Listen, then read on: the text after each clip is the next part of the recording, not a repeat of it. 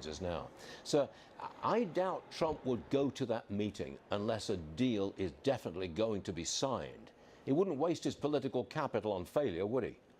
Well, I don't know if the president really focuses more on the political capital as he does being able to see a path forward to making a deal. The president is being recognized around the world as the chief deal maker. And Zelensky is very smart by saying he wants him at the table. However, there's some real differences in what the proposal for a peace deal is that Zelensky has put on the table and what Putin has put on the table. And unless there's actually a path forward to possibly getting a peace deal, I don't see President Trump getting there. However, if President showed up, I would say that there was probably a 90% chance that a peace deal would be part of the deal before he left. Yeah, I think so. Senator, listen to what your Democrat colleague, Chris Murphy, said about President Trump's trip to the Mideast. Roll that tape, please. This is President Trump's corruption tour of the Middle East. He is going to the Gulf in order to collect tribute. What's happening here is an extraordinary level of corruption. We shouldn't pretend this is business as usual. What the president is doing is giving countries like Saudi Arabia and UAE what they want. And Trump is not asking for any benefit to the American people, and he's asking for cash. Yeah, Senator, Chris Murphy thinks it's just going to collect tribute, collect money. What do you think is the real goal for Trump's visit to the Mideast? Well, first of all, I have to address Chris Murphy here, because Chris Murphy is a man that lacks integrity at this point.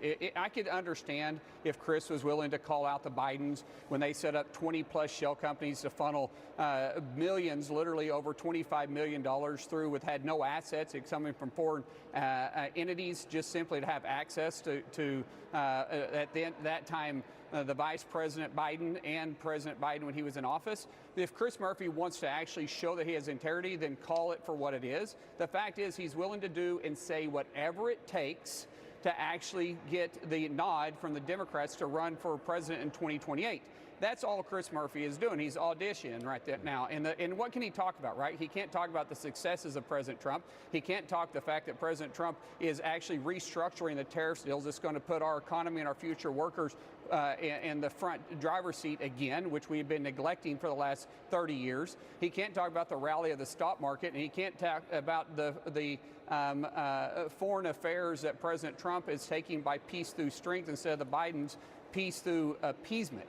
And what is happening right now with President Trump going to the Middle East is the Middle East is begging for a leader. We saw a lackluster leader in Biden when he was president. And after the disaster withdrawal from Afghanistan, we left a lot of our partners in the Middle East holding a bag saying, where is the United States? Remember, UAE was the only country in the Middle East that actually fought along us in Afghanistan. In fact, MBZ's son got injured twice fighting with us. And what did the Biden administration do? When they got in office, they pulled out the F-35 deal that that President Trump put in place. What did we do to Saudi Arabia? Instead of negotiating with Saudi Arabia with arms deals, we started negotiating with Iran and gave them billions of dollars on a literally pallet that we flew there in a Air Force plane. It is absurd. President Trump right now is restructuring that order, saying our friends and allies in the Middle East, we're here for you, and we want to show our gratitude and appreciation for what you've done for us, and hopefully normalize relationships inside inside the Middle East with Israel and Saudi Arabia. Senator, the president's about to start speaking in Saudi Arabia. I just want to get one last question into you. Do you have any problem with the free, gifted 747 jet to our president? Absolutely not. The way the left is blowing this up is just to distract from the success that President Trump has had in his 120 days in office. This is an absolute nothing burger, as we would say, and the fact that they're making a big deal out of this is absurd.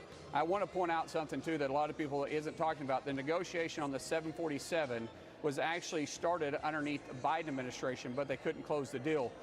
There's a whole lot more to the story that we could get to at a different point, but the fact they're wanting to gift it to the United States, we would be absolutely absurd not to take the gift.